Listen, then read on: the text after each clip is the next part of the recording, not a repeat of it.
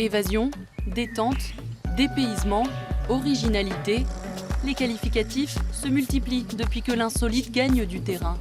Une parenthèse, un moment singulier pour une déconnexion totale en zone rurale, loin des offres d'hébergement classiques. La Bourgogne devient plus attirante, plus intrigante. Profiter de la nature, d'un cadre bucolique, c'est souvent ça, le caractère insolite d'un séjour. À Digoin, au sud de la Saône-et-Loire, on trouve des tout cabanés, des anciens bateaux de pêcheurs transformés en bungalows. Ici, les séjours sont de courte durée, seule 1 ou 2 nuitées en moyenne, et les visiteurs sont séduits par le cadre et l'environnement.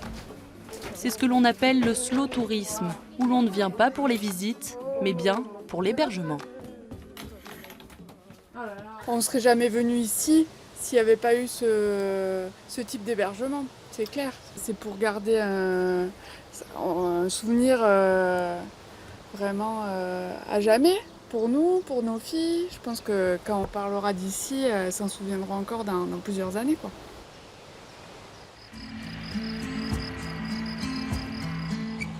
À Lugny, en plein cœur du Mâconnais, même constat. Ici, le Clos du Grand Bois a fait le pari de l'insolite il y a 6 ans, avec ses œnotonneaux. Des petits hébergements pouvant accueillir jusqu'à 4 personnes.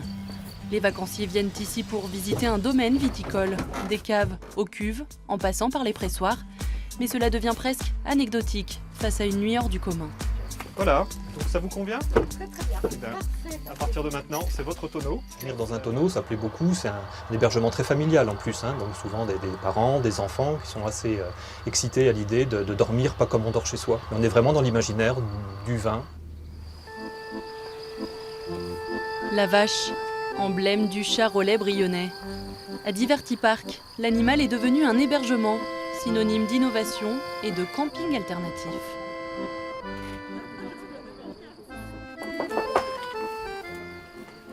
Ah bonjour. Bonjour. Un petit déjeuner. Ah, merci. Bon appétit. Merci beaucoup. Alors ici, nous sommes dans le corps de la vache où nous avons dormi hier dans l'alcôve qui est là. Ici, la salle de bain où il y a encore plein de vaches. Ici, la cloche de la vache qui est en fait une chambre où ont dormi les enfants cette nuit. Et ici, ma pièce préférée, c'est la terrasse avec une vue à 360 degrés, vraiment très agréable.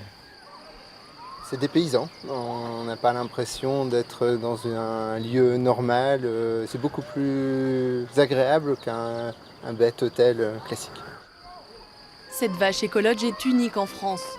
C'est Flavien qui en est à l'initiative pour compléter l'univers insolite qu'il a créé dans son parc.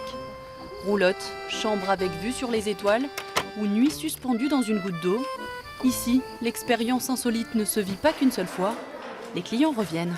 Pourquoi l'insolite ? Tout simplement pour avoir peut-être un argument supplémentaire pour justifier un déplacement jusqu'à chez nous. On est au milieu de la campagne, en Saône-et-Loire, et peut-être un petit peu loin des grands axes. Donc l'idée c'est de justifier un déplacement jusqu'à chez nous avec plein d'activités qu'on ne trouve pas forcément ailleurs. La Bourgogne, terre de tourisme itinérant, se dote ainsi d'un nouveau visage. Mais en réalité, les offres sont encore faibles par rapport à l'hôtellerie classique.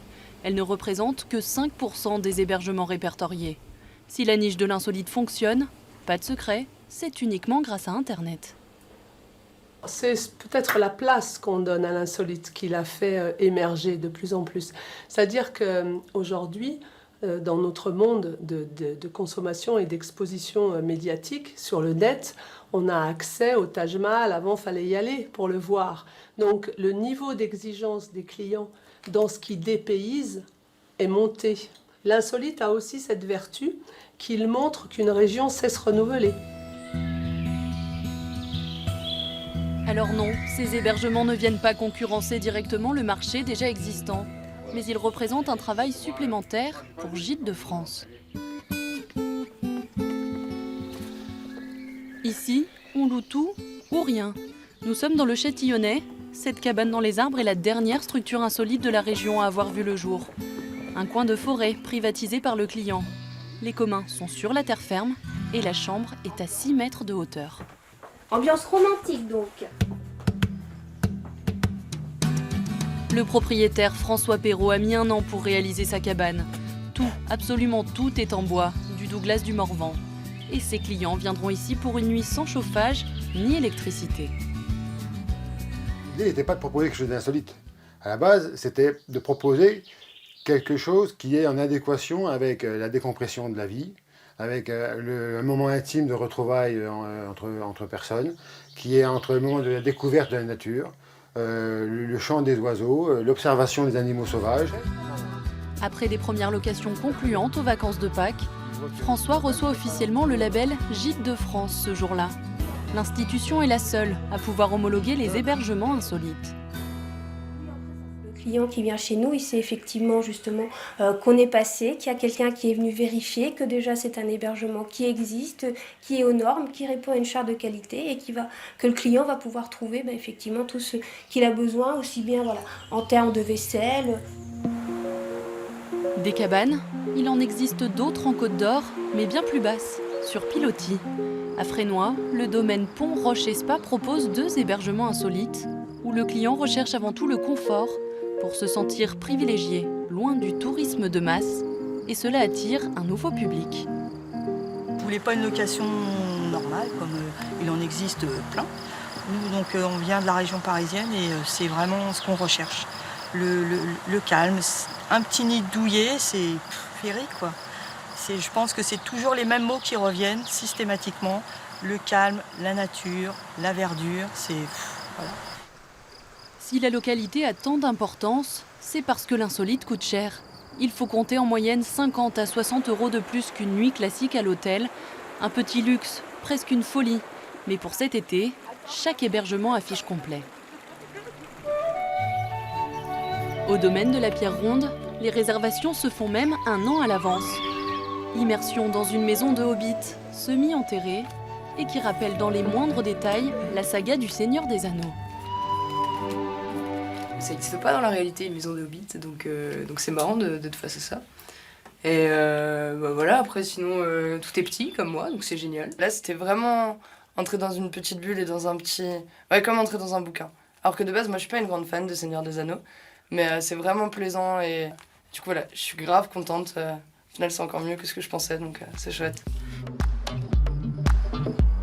L'insolite, accélérateur de tourisme depuis une dizaine d'années. Il déclenche des vocations dans l'hôtellerie, réveille les sens des visiteurs et apporte un charme supplémentaire à la région. L'insolite est inclassable, inqualifiable, mais à la fin, la magie opère.